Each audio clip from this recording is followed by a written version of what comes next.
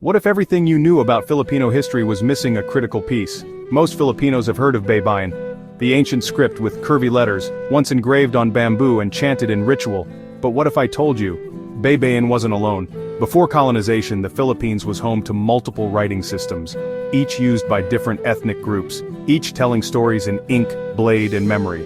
And today, most of them are forgotten, but they're not lost forever.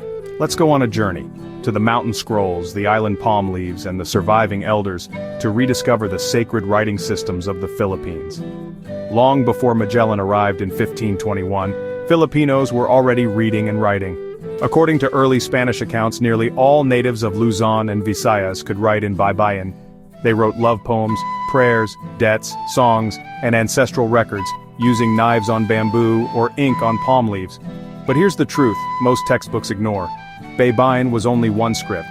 In Mindoro, the Mangyan people used Surat Mangyan, also known as Hanunu. In Pampanga, the Kapampangan people created Kulitan, a beautiful vertical script with geometric elegance. And in Palawan, there were signs of another, nearly extinct, Tagbanwa script. These were not just dialects, these were entire writing systems, with their own letters, symbols, sounds, and sacred uses. So what happened? The answer is heartbreaking, but familiar. Colonization.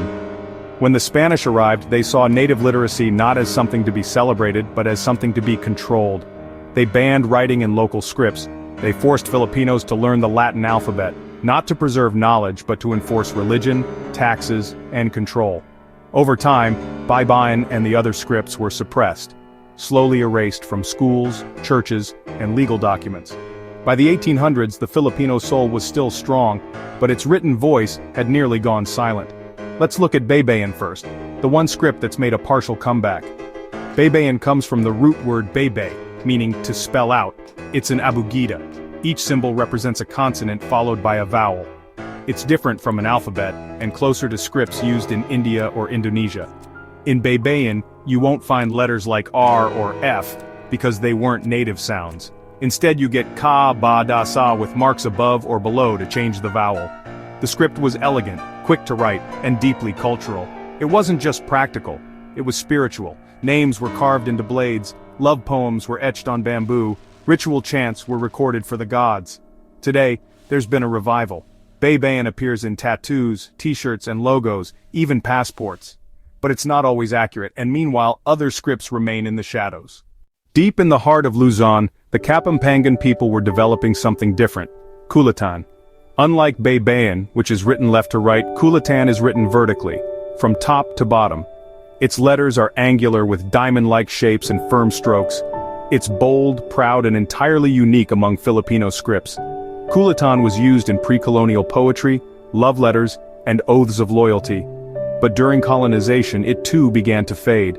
Only recently has there been a cultural resurgence. Young Kapampangans are learning Kulitan again, not just as art, but as identity. It's now taught in some schools and proudly inked into the skin of activists and scholars. Now let's go south, to Mindoro Island. Here, the Hanunu and Buhid Mangyan peoples have done something incredible. They've not only preserved their script, they've never stopped using it. Known as Surat Mangyan, this script is still carved into bamboo containers, tools, and ceremonial items. Children are taught to read and write it in local schools. It's passed down like heirlooms, from generation to generation. And unlike other scripts that were revived after disappearance, Surat Mangyan was never erased. It survived colonization by staying isolated in the mountains, protected by tradition. It's one of the last living examples of continuous pre-colonial literacy in the Philippines. That's something to be proud of. Over in Palawan, another script is struggling to survive, Tagbanwa. Used by the Tagbanwa people for generations, this script is older than Baybayin. And some say it may even be a proto-script from the first Austronesian settlers. But Tagbanwa is fading fast. Only a handful of elders still write in it. And unless something changes, it may vanish completely within our lifetime. There are efforts to save it, through workshops, exhibits, and digital fonts. But time is running out. Saving Tagbanwa means more than preserving letters. It means preserving memory, worldview, and voice. So why does this matter? Because when a people lose their script, they lose more than symbols. They lose their way of thinking, their way of feeling, their sense of time, space, and the sacred. Scripts carry the soul of a culture. They teach rhythm, prayer, kinship, and identity. And when you revive a script, you don't just write words, you rewrite history, on your own terms. For centuries, Filipinos were taught to be ashamed of their heritage. But these scripts tell a different story, one of civilization, creativity, and pride. Today, we are witnessing a rebirth. Across the country, and the diaspora, young Filipinos are reviving ancient writing systems. Baybayin tattoos, Kulitan art, Mangyan books, Tagbanwa carvings. Even tech developers are creating Filipino script fonts, apps, and keyboards. Scholars are publishing research. Artists are bringing the symbols to life on canvas, metal, and skin.